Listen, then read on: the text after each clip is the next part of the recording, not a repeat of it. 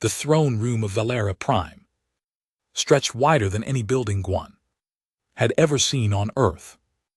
Golden pillars reached toward a ceiling that seemed to touch the sky itself. Alien dignitaries from across the galaxy filled the hall, their strange bodies dressed in colors that hurt human eyes. Guan stood at attention in his powered armor, rifle held across his chest, trying not to think about how far from home he really was. He was just one soldier among many. The Galactic Council had invited Earth to send representatives to this ceremony. It was supposed to be an honor. Humanity had fought hard to earn a seat at the table, decades of proving they were more than primitive apes from a backwater planet. Admiral Minu led the human delegation, standing proud in his dress uniform. Guan was there to guard him, nothing more. Princess Yuna of House Valeris entered the hall like a storm. She was young, only 19 by human counting, but she moved with the confidence of someone who had never been told no. Her skin shimmered with a faint blue light, and her eyes were too large and too bright. She was beautiful by Valerian standards, and she knew it. The crowd parted for her without being asked. Guan watched her approach the central platform where the ceremony would take place. His armor sensors tracked her movements automatically. He saw her pause, those bright eyes scanning the room. Then she looked directly at him. "What is that creature wearing?" Her voice carried across the hall. Valerians had natural amplification. Their vocal cords. Everyone heard her clearly. An older Valerian advisor touched her arm gently. "Your Highness, that is a human soldier. They require technological assistance." "For I can see what it is," Yuna interrupted. She walked closer to Guan, circling him like he was an exhibit in a museum. "Look at this primitive exoskeleton. They need machines just to stand among us. How pathetic." Guan's jaw tightened, but he kept his eyes forward. Protocol demanded silence.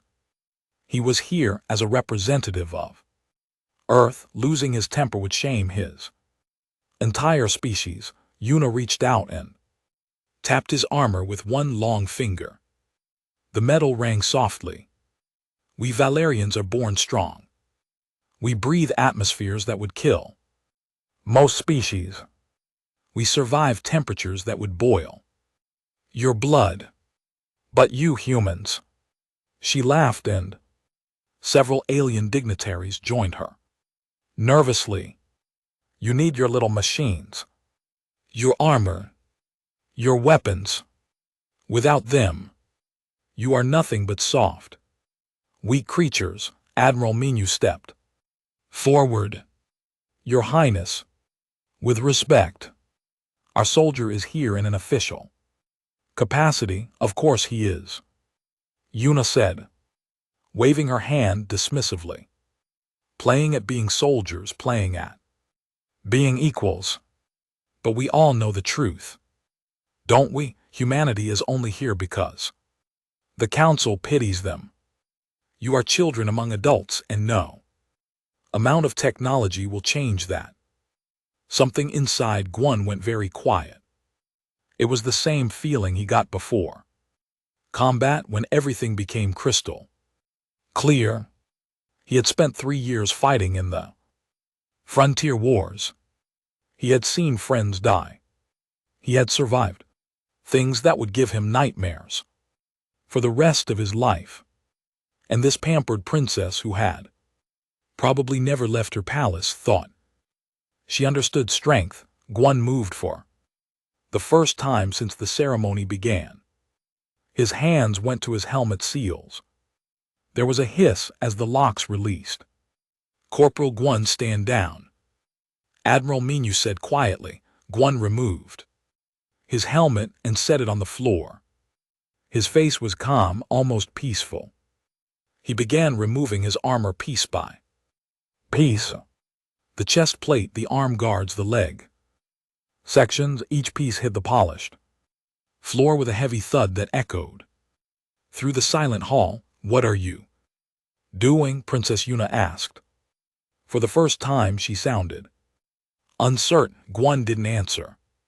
He continued until he stood in just his combat fatigues, the simple gray uniform that every human soldier wore. He was average height for a human, which made him shorter than most species. In the room, without his armor, he looked small, fragile even. He set his rifle down gently on top of his armor. Then he turned to Princess Yuna and bowed, deep and formal, the way he had been taught to show respect to foreign dignitaries. "Thank you for your observations, Your Highness," he said. His voice was steady and quiet.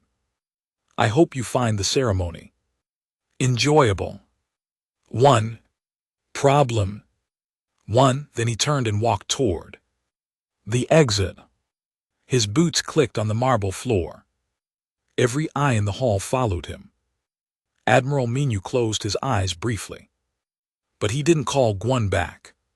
Princess Yuna watched him go, her mouth slightly open. She had expected anger.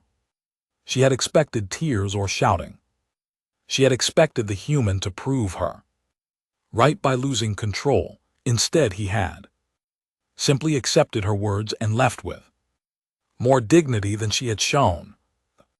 Massive doors closed behind Corporal Gwon with a soft boom. The ceremony continued, but Princess Yuna barely noticed. She kept looking at the pile of armor he had left behind, wondering why his quiet exit felt more powerful than any argument could have been. Lady Bora, her chief advisor, leaned close and whispered, "That was not the reaction you expected, was it, Your Highness?" Yuna said nothing, but for the first time in her life she wondered if she might have made a mistake. The video spread across the galactic network within hours. Someone had recorded the entire incident.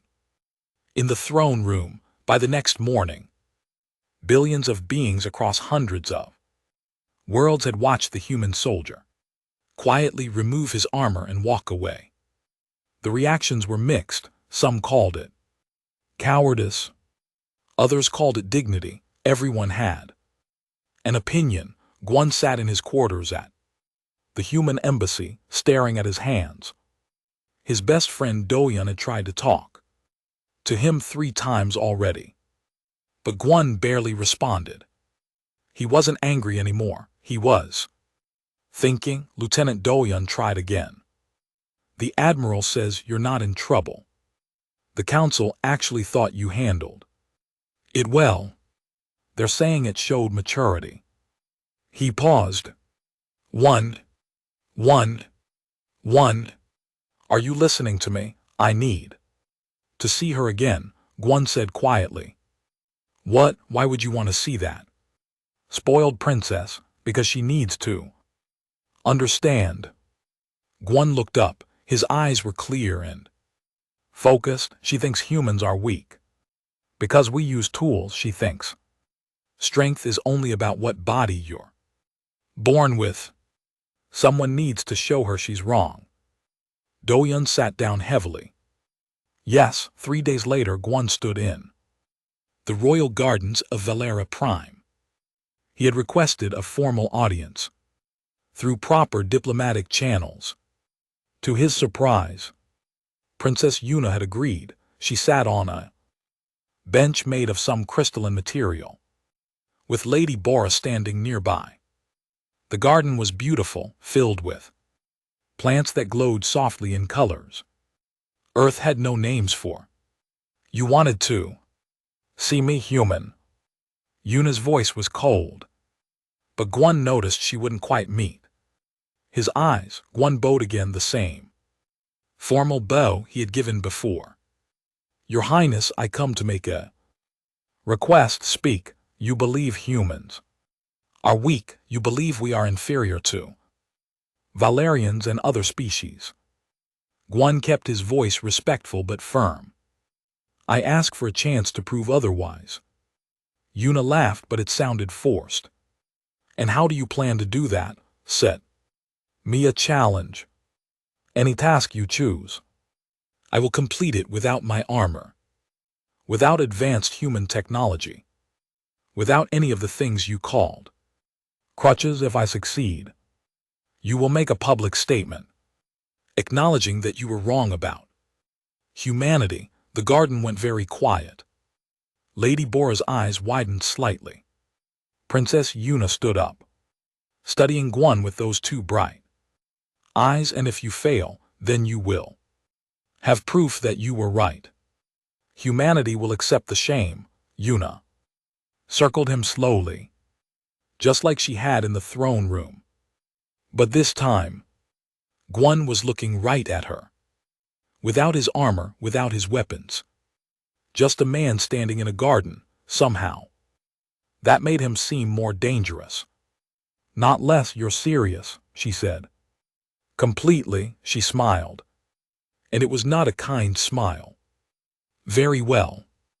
I accept your challenge, Corporal Guan of Earth. I will set 3 trials for you. First, you will survive for 48 hours in the Crimson Wastes, the deadliest desert on our planet. Second, you will face 3 of our warriors in combat trials.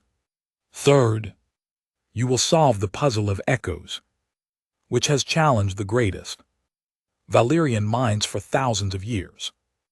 Lady Bora stepped forward. Your Highness, perhaps silence. Yuna kept her eyes on Gi-hun. These are my terms. Do you accept human? Gi-hun didn't hesitate. I accept. The trials will begin in 2 days. They will be broadcast across the Empire. Everyone will watch you fail. Yuna's smile grew wider. I almost feel sorry for you. 2 don't. Gi-hun said simply. Then he bowed and left. As soon as he was gone, Lady Bora turned to the Princess. Your Highness, you are underestimating them. The humans have survived on a planet with a gravity well stronger than most worlds. They evolved as endurance hunters. Their minds work differently than ours. This challenge could what? Yuna snapped. Embarrass me. That human embarrassed me in front of the entire galaxy. I saw the videos. I heard what people are saying. They think I was cruel. They think I was unfair, but I spoke only the truth. Bora bowed her head. As you say, Your Highness, but later. That night, Bora visited the human embassy. She found Admiral Minho in his office, reading reports. Lady Bora, he said, standing. This is unexpected. I come with a warning, she said. The princess is young and proud. She has set tasks designed to be impossible. The Crimson Wastes kill even prepared Valerian explorers. Our warriors train their entire lives. The puzzle has never been solved by an outsider. Are you asking us to withdraw? No. Bora's expression was hard to read. I am telling you that if your soldier somehow succeeds, it will change everything. Not just for him. For all of humanity. The galaxy is watching. Minho nodded slowly. Gi-hun knows what he's doing, does he? Or is he just angry? Both, probably. Minho allowed himself a small smile. But we humans have a saying, Lady Bora.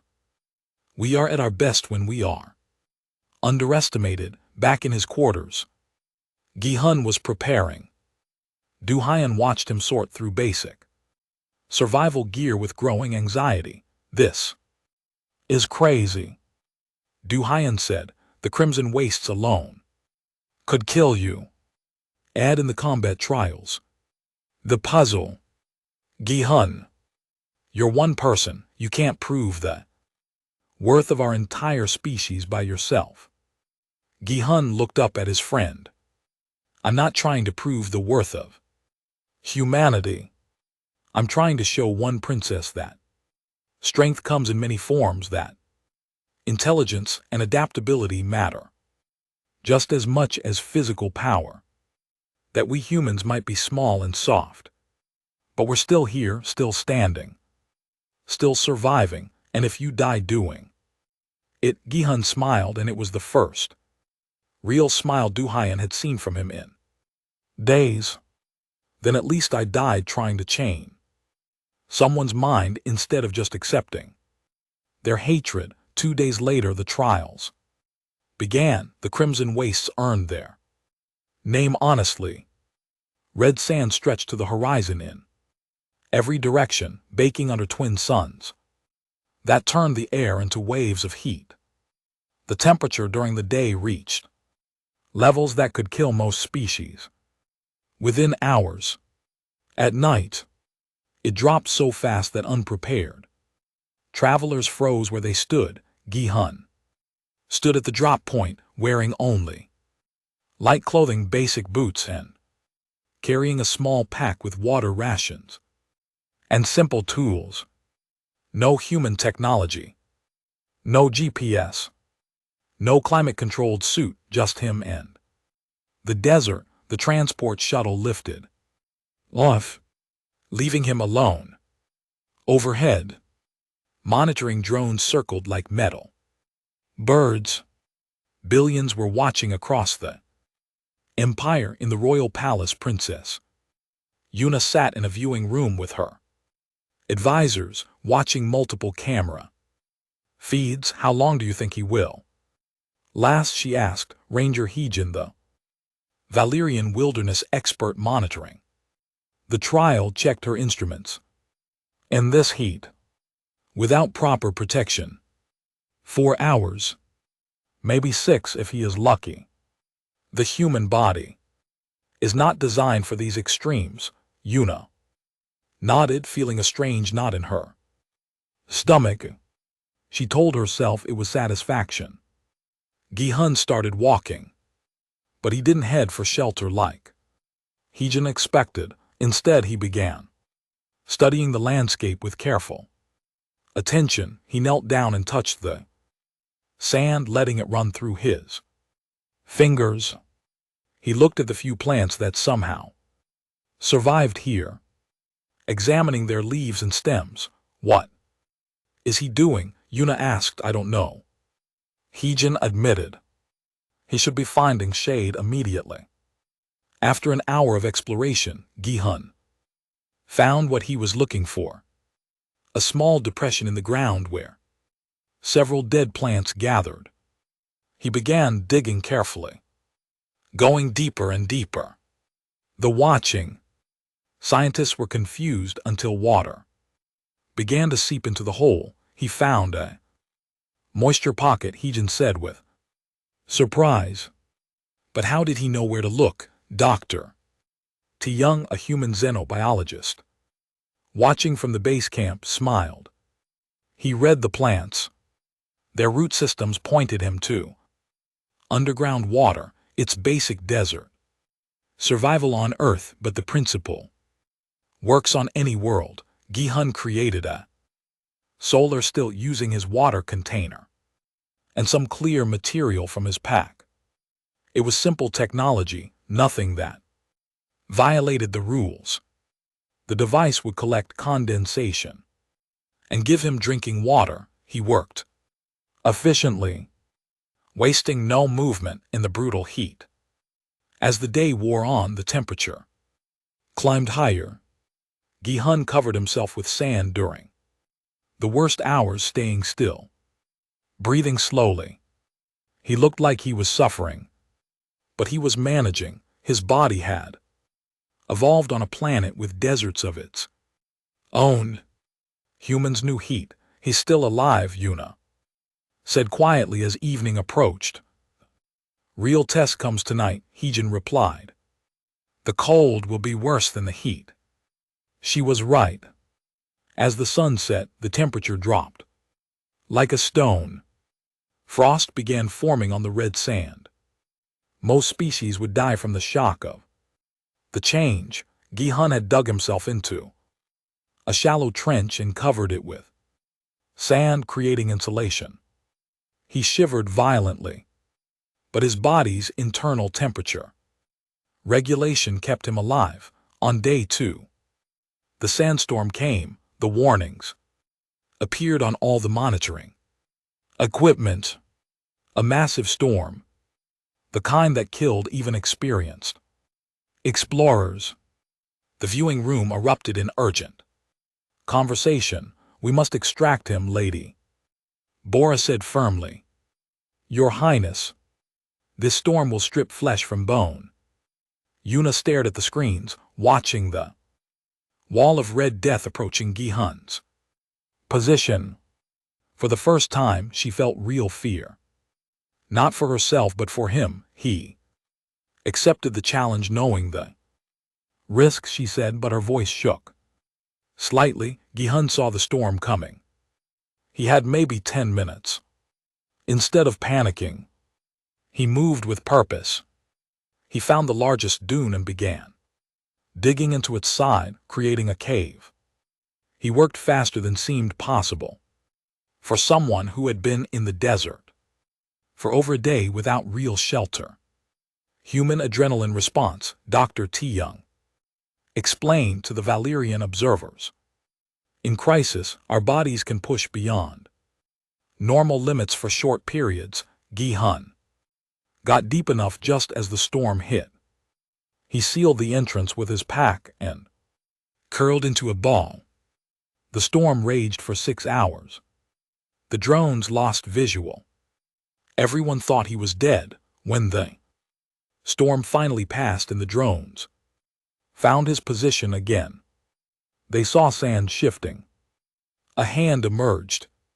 Then another. Gi-hun pulled himself out of the collapsed dune, coughing and covered in red dust but alive. Yuna stood up from her seat without realizing it. Impossible, she whispered, but Gi-hun wasn't done. On the second day, he encountered the razor-spine predators.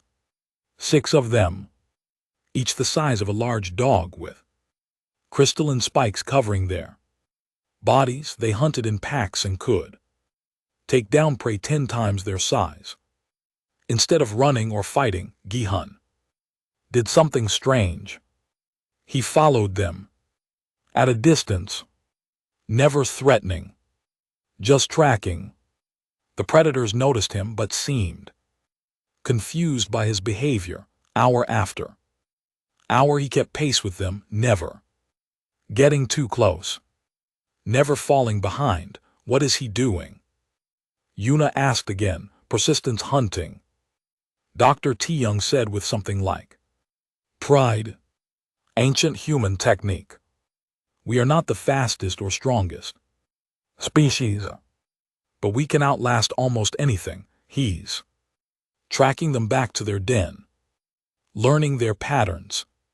He's showing them he's not prey, but not a threat either. After 8 hours of tracking, Jiwon had mapped their territory completely. He had learned where they drank, where they hunted, where they rested. He used this knowledge to avoid them completely for the rest of the trial. When the 48 hours ended, Jiwon walked to the extraction point ahead of schedule. He was exhausted, sunburned, and looked like he had aged 5 years. But he was alive. More than that, he had mapped several water sources and safe routes through a region that Valerians considered uninhabitable. The shuttle landed. Jiwon climbed aboard without ceremony. As it lifted off, he looked out the window at the crimson wastes one last time. and allowed himself a small smile. In the viewing room, Princess Yuna stood very still. Her advisors were talking excitedly about what they had witnessed, but she barely heard them. She had been so certain he would fail, so certain that humans were weak. He just got lucky with the weather, she said finally. Lady Bora looked at her princess with something like disappointment. Your Highness, he made his own luck. He used knowledge, patience, and adaptability. Perhaps those are strengths you did not consider. Yuna said nothing, but that night she reviewed the footage of the trial over and over, watching this human do the impossible. And the knot in her stomach grew tighter. The royal arena had stood for 3,000 years. Its walls had witnessed countless battles, tests of honor, and displays of Valyrian might. Now it would host something entirely different. A human small and soft by galactic standards would face three of their finest warriors. Thousands filled the stands, millions more watched across the empire. Jiwon walked onto the sand floor wearing simple training clothes. He had been given 1 day to rest after the desert trial. It was not nearly enough, but he had not complained. Princess Yuna sat in the royal box, surrounded by nobles and officials. She looked calm, but her hands gripped the armrests tightly. Lady Bora noticed but said nothing. Rules were explained by the arena master. 3 fights, one after another. Non-lethal combat only. Jiwon would use standard Valyrian training weapons. No rest between matches. If he won all 3, the trial was passed. Champion Salmon entered first. She moved like water, graceful and deadly. She was a duelist, trained from childhood in the precise art of Valyrian combat. She bowed to Jiwon, her expression neutral but confident. You survived the wastes, she said. That was impressive. But this is different. This is what I was born to do. Jiwon bowed back. I look forward to learning from you. Well, the fight began. Salmon was faster than Jiwon expected. Her first strike came like lightning, and he barely blocked it. The second strike hit his shoulder. The third, his ribs. Within 30 seconds, he was bleeding from a cut on his cheek. The crowd roared approval. This was what they had expected. The human was outmatched, but Jiwon was not trying to win yet. He was studying. Every culture developed different fighting styles based on their body structure and history. Valyrians stood tall and fought in elegant, upright positions. Their strikes were precise and powerful. Beautiful, really. Jiwon took more hits, but he was learning the rhythm. Then he did something Salmon had never seen. He dropped low, below her center line, and swept her legs. Valyrians did not fight from the ground. She fell hard, surprised. Before she could recover, Jiwon was on her, using grappling techniques, wrestling joint locks, positions that earth fighters had developed over thousands of years. Salmon was skilled, but she had no training for this. Within 2 minutes, Jiwon had her in a submission hold. Yield, he said quietly. Salmon struggled for a moment, then tapped the sand twice. The arena went silent. Jiwon helped her up. She looked at him with new respect. What was that technique? We on Earth, we call it jujitsu. The gentle art, using leverage instead of strength. Fascinating, Salmon said. She bowed deeply. You have taught me something today. Princess Yuna leaned forward in her Zeta. Her mind was racing. The human had won, but not through superior strength. Through different thinking, the second opponent entered. Warlord Junho was massive, even by Valyrian standards.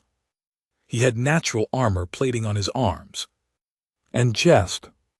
His record was 300 victories, 0 defeats. He looked at Juan like a man looks at an insect. I will try not to hurt you too badly, little human.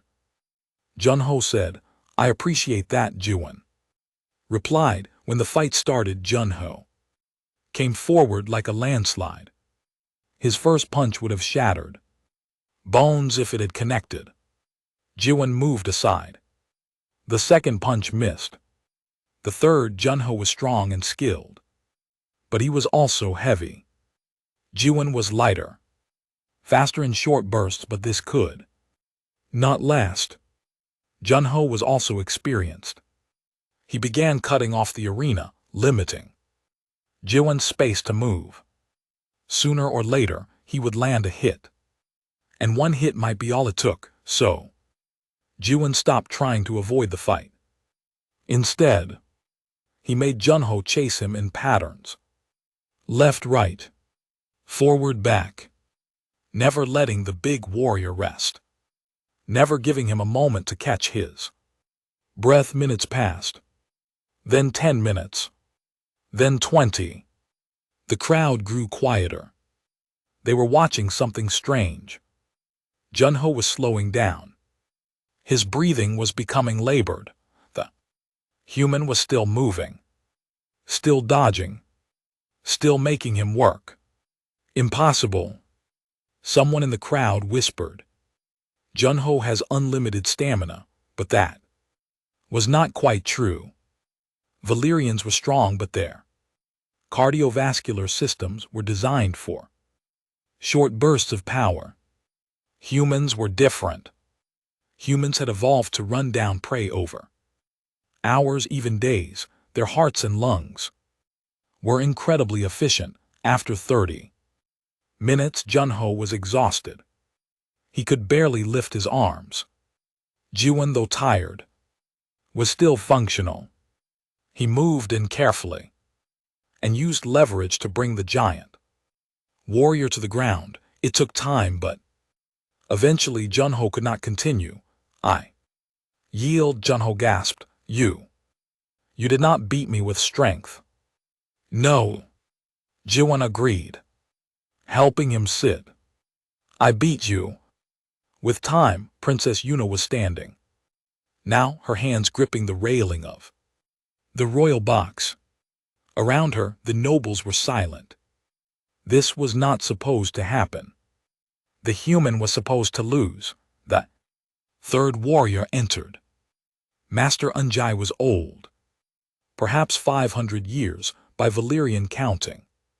She was small for her species, frail-looking, but her eyes were sharp as broken glass. 2 victories, she said to Juan, but youth and cleverness will not help you now. I have fought for centuries. I know every technique, every trick. Juan bowed to her deeper than he had to the others. Then I am honored to face you, master. The fight that followed was different from the first 2. It was slower, more careful.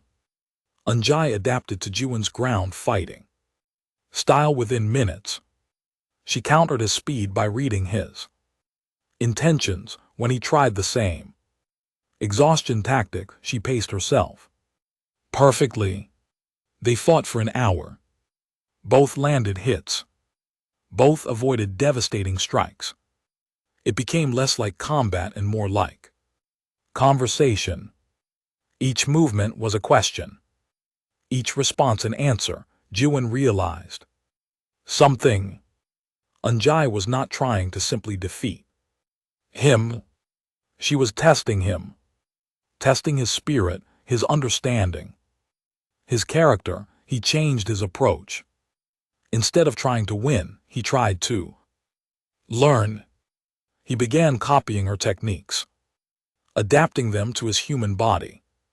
When she struck, he asked with his movements, "Why that angle?" When she blocked, he responded, "I understand." The crowd watched in confusion. The fight looked almost cooperative now. Finally, after an hour of this strain, Dance Unjai stepped back and lowered her weapon. "I yield," she said. Gasps filled the arena. Master Unjai had never yielded to anyone. "You have passed my test, Guan of Earth. You fight not just with body, but with mind and heart. You came here not to prove you are stronger, but to understand strength itself."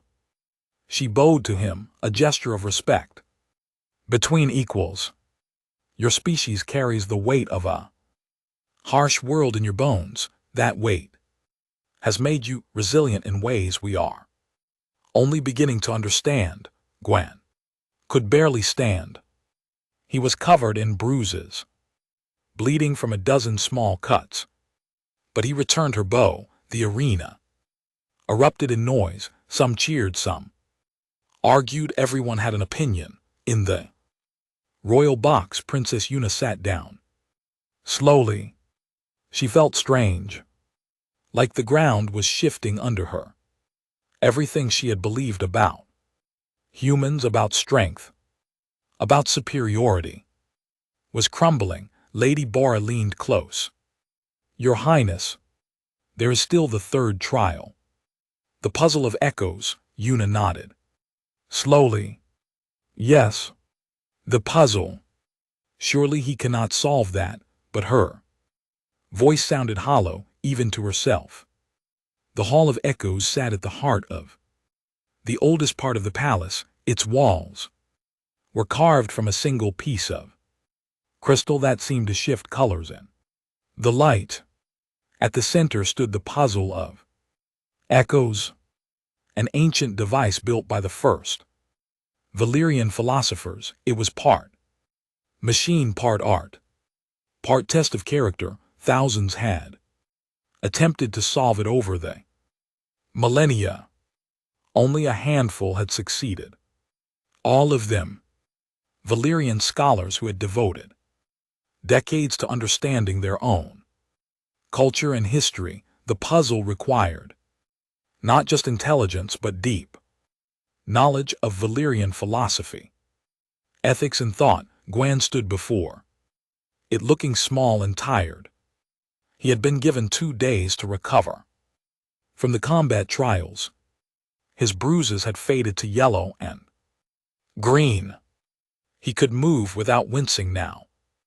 Barely. Sage Dongyun, the keeper of the hall, explained the challenge. The puzzle is a simulation of historical Valyrian conflicts and ethical dilemmas. You must navigate them, making choices that show understanding of our values and principles. Most challengers take weeks. Many never solve it. You have 72 hours. What happens if I make wrong choices? Guan asked. Puzzle resets. You begin again. There is no penalty except lost time. Guan nodded. May I ask questions about Valyrian culture while I work? Dongyun raised an eyebrow. That is unusual but not forbidden. I will answer what I can. 3. Princess Yuna watched from an observation room connected to the hall. She had not slept well since the combat trials. She kept seeing the human move in ways she had never imagined, using weakness as strength, turning disadvantages into advantages. Guan began the puzzle. The first scenario appeared in the crystal, holographic figures acting out an ancient dispute between 2 Valyrian houses. He had to choose how to resolve it. He made a choice based on logic. The puzzle reset. He tried again. After 4 hours of failures, Guan stopped. He sat down on the floor and closed his eyes. The observers thought he was giving up. But he was thinking when he opened his eyes. He called out to Sage Dongyun. Can you tell me about the philosophy of balance that I keep seeing referenced?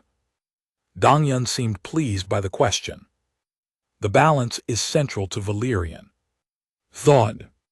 It teaches that all things must exist in harmony, strength balanced with wisdom, passion balanced with reason, individual needs balanced with collective good. Gwen asked more questions. About history, about values, about the cultural context of conflicts. He was not trying to solve the puzzle. Yet, he was learning about the people who built it. Hours passed. Princess Yuna found herself listening to Gwen's questions. They were good questions. Thoughtful. He did not ask about answers, but about understanding. On the second day, Gwen tried the puzzle again. This time he got further before resetting, but he was making progress. He was learning to think like a Valerian, to see problems through their cultural lens, but something was still missing. After 40 hours of work, Gwen did something unexpected. He requested an audience with Princess Yuna. She almost refused, but curiosity won. She came to the hall herself, stepping into the crystal chamber. It was the first time they had been alone together since the challenge began. Why did you want to see me? She asked, her voice carefully controlled. Gwen looked tired. His eyes were shadowed from lack of sleep. I need to understand something. The puzzle keeps presenting scenarios about duty versus desire, tradition versus change. I can see the logical Valerian answers, but I'm missing something deeper, something about how you actually feel about these conflicts. This is cheating, Yuna said, but without much conviction. Sage Dongyun approved my questions. I'm trying to understand, Your Highness, not just solve. There's a difference. Yuna sat down on one of the stone benches. What do you want to know? Tell me. About being a princess. About the expectations placed on you. For a moment, Yuna said nothing. Then, surprisingly, she began to talk. She spoke about growing up in the palace, always watched, always judged, about the pressure to be perfect, to represent Valerian superiority, about how lonely it was to be born into a role she never chose. Gwen listened without interrupting. He asked gentle questions about her childhood, about her fears, about the person she was beyond the crown. Why do you care? Yuna asked finally. I humiliated you. I called your entire species weak. Because you're part of the puzzle. Gwen said simply. You're young, powerful, trapped between who you're supposed to be and who you are. That's in every scenario the puzzle presents. The tension between duty and authenticity. Yuna stared at him. No one had ever asked her these things. No one had ever seemed to see her as anything other than the princess. I was wrong about you, she said quietly. About humans. I judged you based on appearance, on preconceptions. I was cruel because I felt threatened. Threatened by what you represent. Chained. New ideas. The possibility that the old ways of thinking about strength and worth might be incomplete. She looked down at her hands. It's terrifying, actually. They talked for 2 hours. About fear. About growth. About the pressure of living up to expectations. When Gwen finally returned to the puzzle, something had shifted in his understanding. He approached the scenarios differently now. not just with Valyrian logic, but with empathy. He began to see that the puzzle was not really about making the right choices. It was about understanding why the choices mattered to the people involved. The hours ticked down. 48 hours. 60, 70, with 2 hours remaining. Gwan entered the final scenario. It was the hardest one. A complex situation with no clear right answer. He stood before the crystal display for a long time thinking, then he made his choice. Not the logical one, not even the traditional Valyrian one, but the one that showed he understood the heart of what the puzzle was. Teaching, the crystal flared with light. Ancient mechanisms hummed to life. Slowly, a message appeared in the air. Written in old Valyrian script, say. Dongyun read it aloud, his voice filled with wonder. True strength lies in understanding. Others, the puzzle had been solved. Observers across the empire who had been watching erupted in discussion. The Valyrian scholars were stunned. A human, an outsider, had solved a puzzle that even many Valyrians failed. Princess Yuna stood in the observation room, tears running down her face without her permission. She had watched every minute of the trial. She had seen Gwan struggle, think, question, and grow, and she had realized something terrible and wonderful. She had been completely wrong. Gwan emerged from the hall looking like he might collapse at any moment.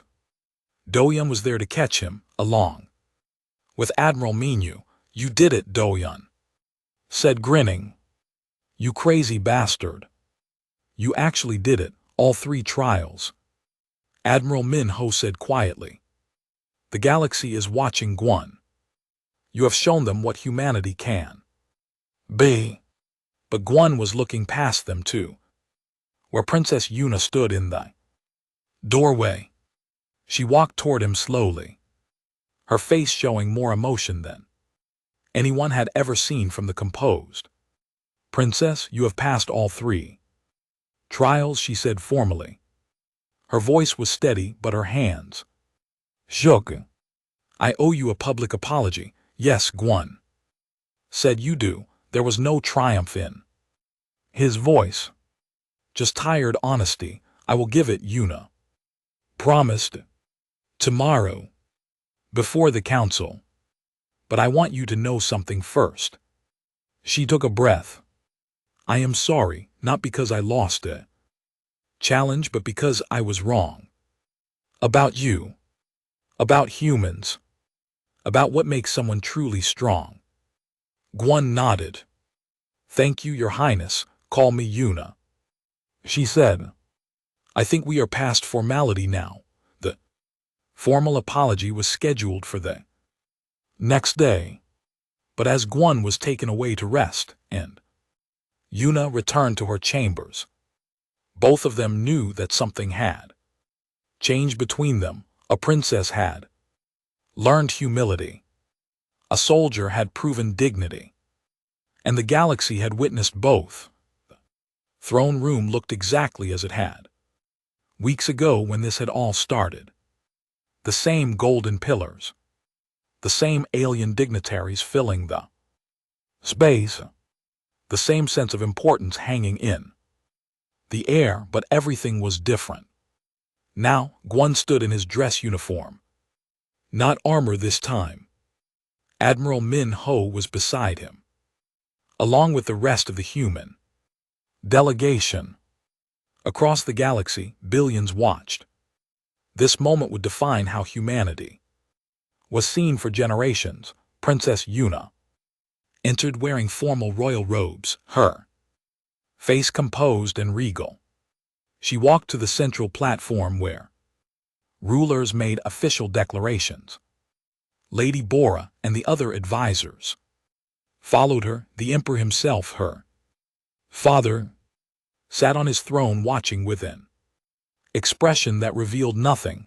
The crowd fell silent. Yuna began with the formal words required by law and tradition. I, Princess Yuna of House Valaris, heir to the Valerian throne, do hereby acknowledge that Corporal Han, one of Earth, has successfully completed all 3 trials set before him. The terms of our agreement are fulfilled. She paused. This was where she was supposed to give a brief apology and be done. Simple, clean, official. Instead, she looked directly at Gwyn. But those words are not enough, she said. Her voice carried through the hall, amplified by her natural abilities. What I said to you, Corporal Gwyn, what I said about your species, was wrong. Not just factually wrong, but morally wrong. I judged humanity based on appearance and preconception. I called you weak because you used tools and technology. I mocked you because you looked different from us. The crowd stirred. This was not a standard apology. I was wrong about strength, Yuna continued. Her hands gripped the podium. I thought strength was only about physical power, about what body you are born with. I thought that because Valerians are naturally resilient, we are superior. But Corporal Gwyn showed me something different. She gestured to the displays, showing footage from the trials. He survived our deadliest desert not through physical superiority, but through knowledge and adaptability. He defeated our warriors not through greater strength but through different thinking and incredible endurance. He solved our most challenging puzzle through Valerian knowledge but through empathy and understanding. Yuna's voice grew stronger. These are strengths I did not recognize. These are strengths my people have not valued enough. And I was blind to them because I was afraid. No, now the crowd was completely silent. Even the Emperor leaned forward. Slightly. I am 19 years old. I will one day rule an empire. I have been trained my entire life to be confident, to be strong, to represent Valerian superiority. But that training also made me arrogant. It made me cruel. Her voice cracked slightly. When I saw the humans, with their armor and their tools and their determination, they reminded me of my own fears. My fear that I am not enough, my fear that without the advantages of my birth, I would be ordinary. Tears were running down her face now. The perfect princess crying in front of the entire galaxy. I mocked Corporal Gwyn because seeing him and his people succeed despite their disadvantages made me confront my own insecurity. How much of my strength is really mine? How much is just the accident of being born Valerian, born royal? Would I survive the trials I set for him? The throne room was so quiet you could hear people breathing. The answer is no. I would not. I am strong in some ways, but weak in others. And that is okay. True strength is not about being superior to others. It is about understanding yourself and growing beyond your limitations. Yuna turned to Gwyn fully. You walked away from me once when I insulted you. You could have argued or shouted or tried to prove yourself through anger. Instead, you showed dignity. You showed that words alone never change minds. Only actions reveal truth. And your actions over these past weeks have revealed a truth I needed to learn. She stepped down from the platform and walked to where Gwyn stood. Then, to everyone's shock, she bowed to him, deep and formal, the way royalty bows only to equals. I am sorry, Corporal Han Guan. I am sorry to humanity. You are not weak. You are not inferior. You are different from us. And that difference is valuable. The galaxy is better because humans are part of it. Guan looked at her for a long moment. Then he bowed back. Equally deep, I accept your apology, Princess Yuna. And I thank you for your honesty. It takes great strength to admit when you are wrong. The throne room erupted in sound. Some applauded. Some argued. The human delegation looked proud. Admiral Minho had actual tears in his eyes. The Emperor stood silencing the crowd with a gesture. My daughter has spoken wisely today. She has shown me that she may indeed be ready to lead our empire one day, not because she is perfect, but because she can learn and grow. He looked at the assembled dignitaries. Understanding serves everyone. After the ceremony, there was a reception. Diplomats mingled, alliances were discussed, and the future seemed brighter than it had in years. But Guan found himself tired of crowds. He slipped out to one of the palace gardens. Yuna found him there 20 minutes later. She had changed out of her formal robes into something simpler. May I join you? She asked. Of course. They sat on a bench beneath trees that glowed softly in the evening light. For a while, neither spoke. That was a good speech. Guan said finally, it was the truth. I owed you that. You gave more than you needed to. You shared things that were personal. Yuna smiled sadly. I learned from watching you that honesty matters. You never hid who you were, even when it would have been easier to pretend. They talked for hours. About Earth and Valera, about the pressure of leadership and the freedom of being ordinary, about family and friends and dreams that had nothing to do with their official roles. What will you do now? Yuna asked. Return to my unit. Continue serving. I am still just a corporal. Whatever else happened here, you could ask for a promotion, a better position. What you did will make you famous. Guan shook his head. I did not do this for fame or advancement. I did it because someone needed to show you that humans are worthy of respect. Mission accomplished, Yuna said softly. Is it? 3 trials changed your mind.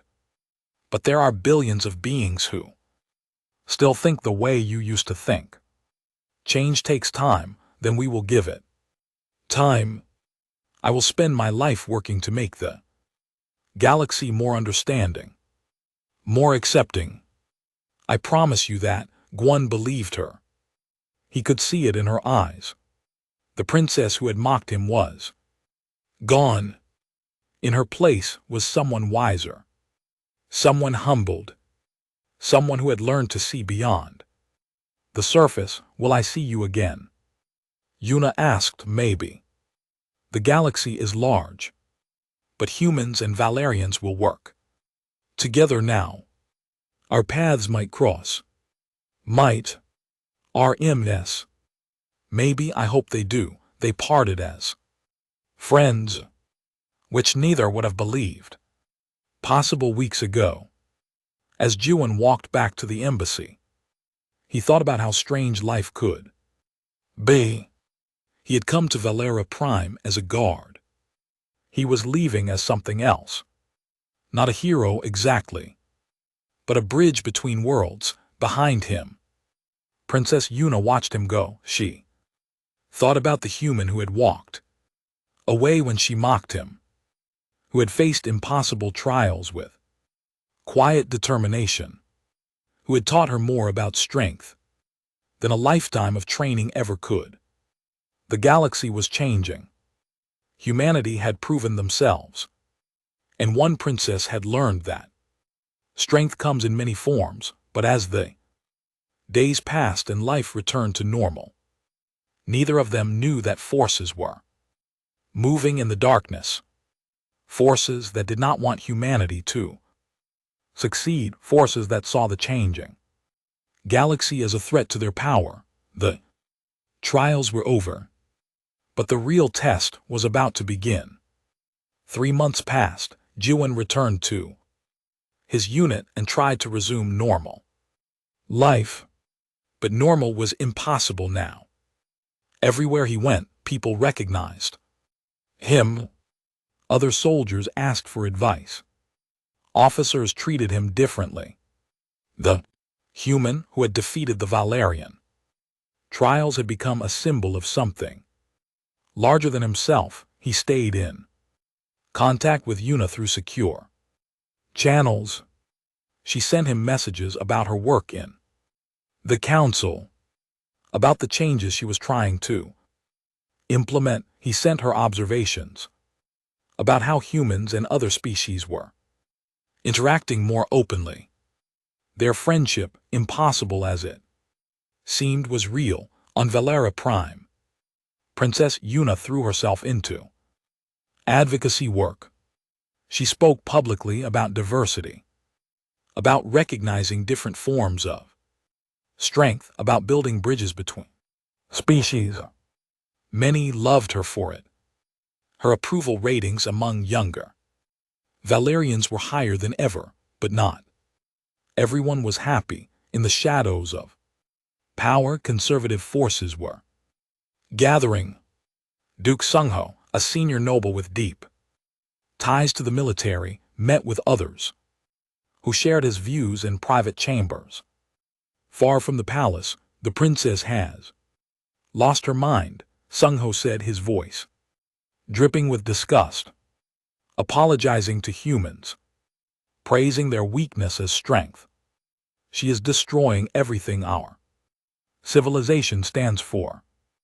Commander Essel, leader of a powerful military faction, nodded agreement.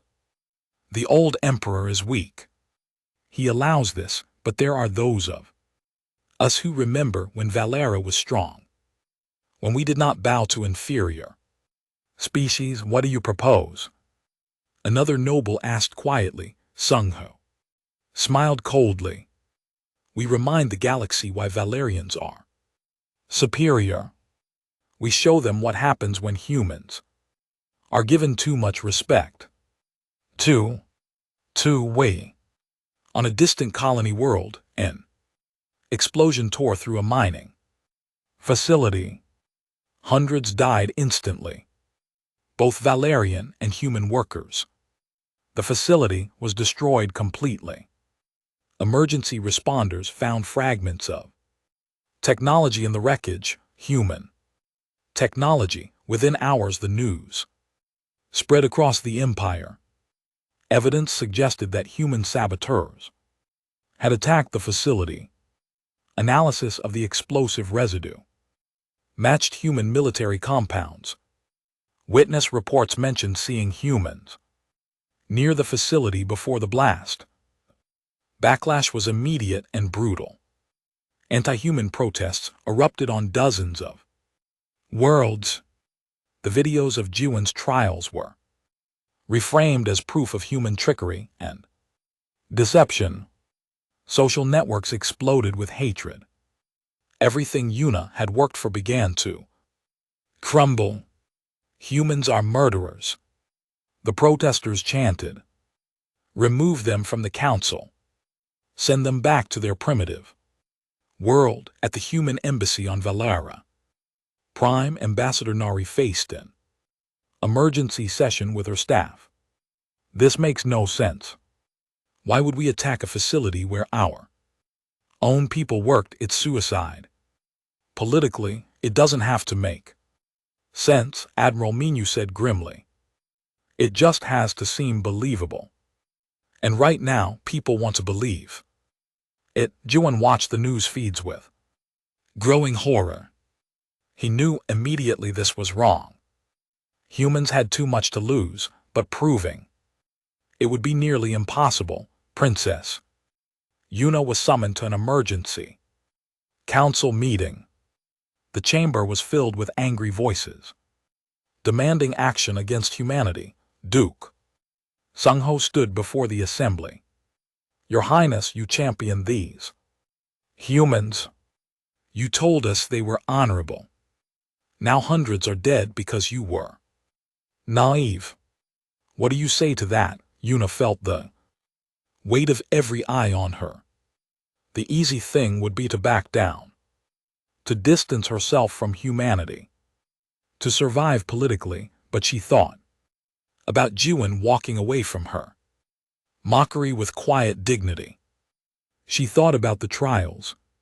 She thought about truth. I say that we should investigate thoroughly before making accusations, she said clearly.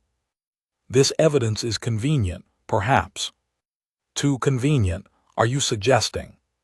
This was not a human attack. Another council member demanded. I am suggesting we find the truth rather than accepting the easiest answer. The pressure was enormous. Conservative nobles called for her to be removed from her position as heir. Military leaders demanded human expulsion. Even some of her allies suggested she should compromise to save her political future, but Yuna refused. I will not betray what I know to be right because it is difficult. Investigate the attack. Find real evidence. But I will not condemn an entire species without proof. Meanwhile, Jiwon had made his own decision.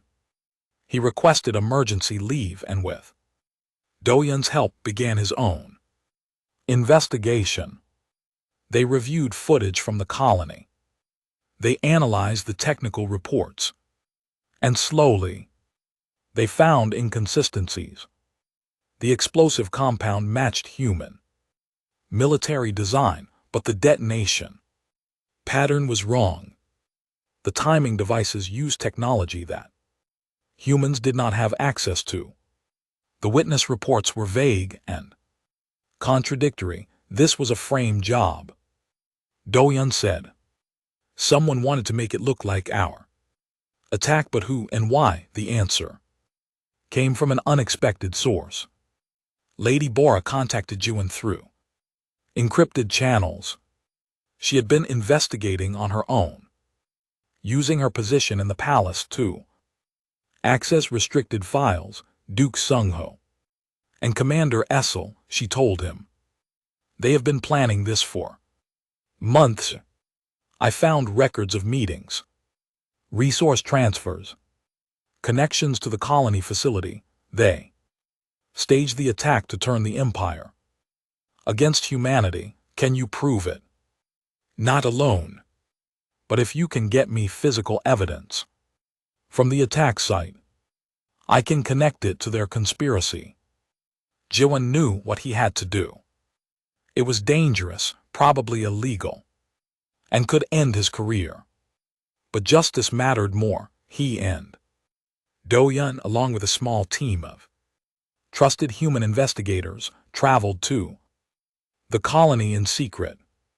They searched the ruins, avoiding official security, looking for anything that could prove the truth. In the remains of the facility's control room, Jiwon found it.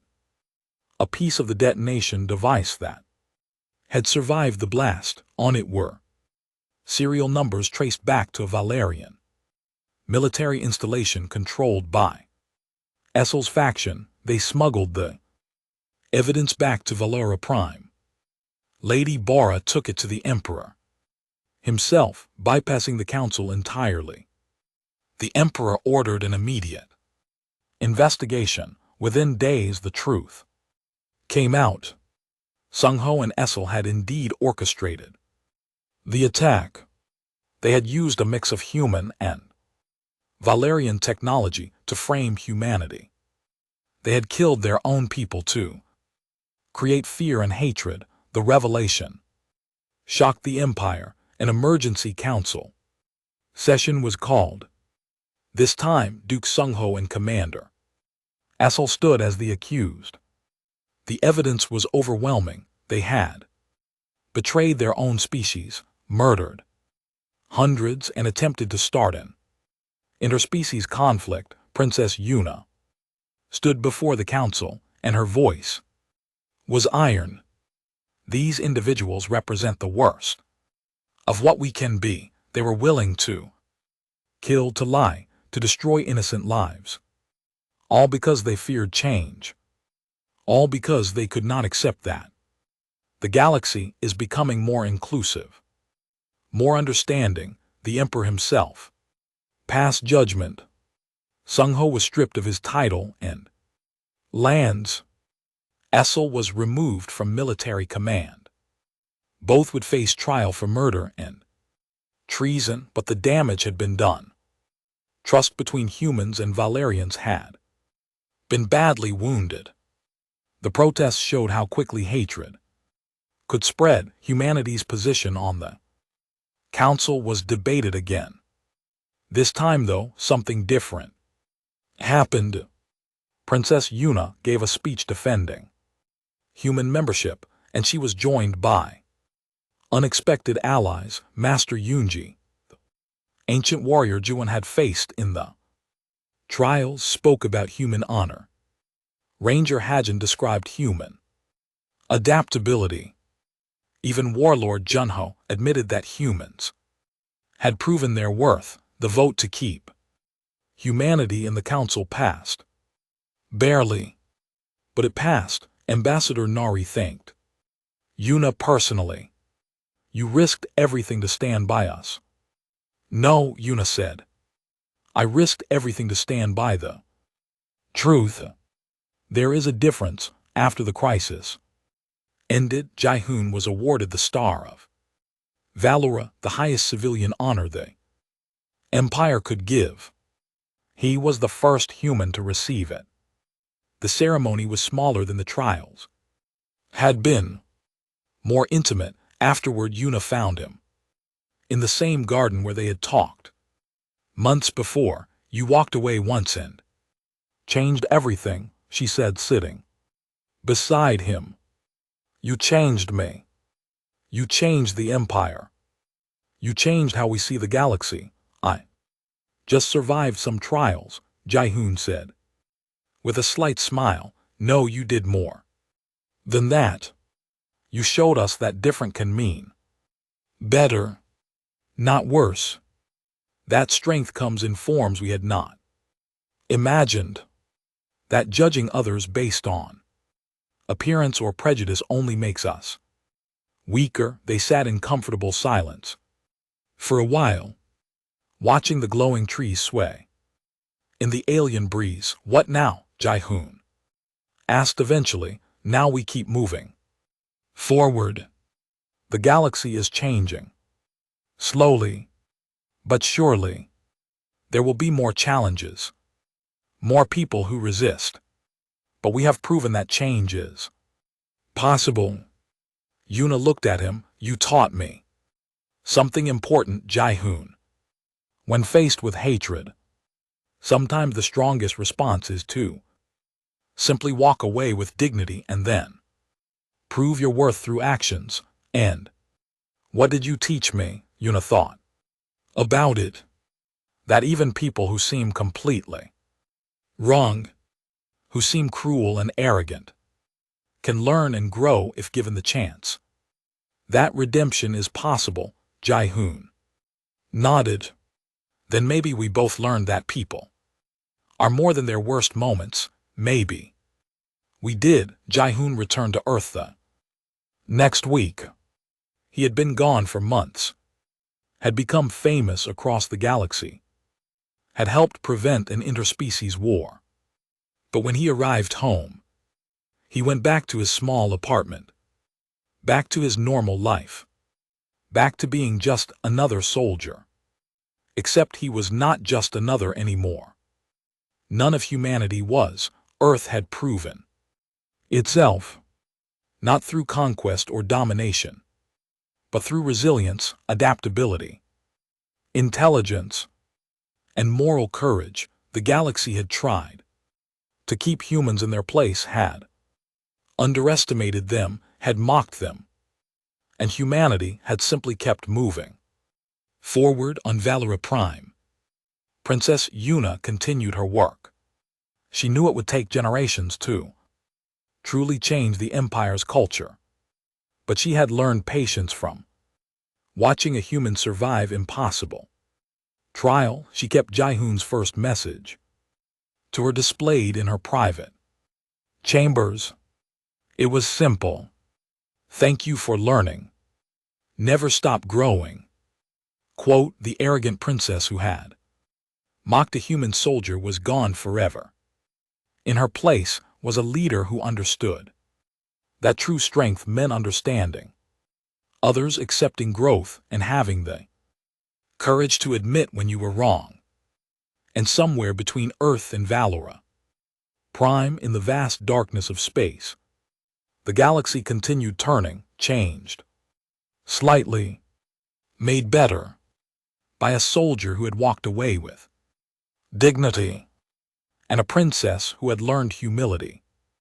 The story was over, but the friendship, the understanding, the slow progress toward a better galaxy continued, because that is what humans do. They endure. They adapt. They never stop walking forward. Humanity, yeah.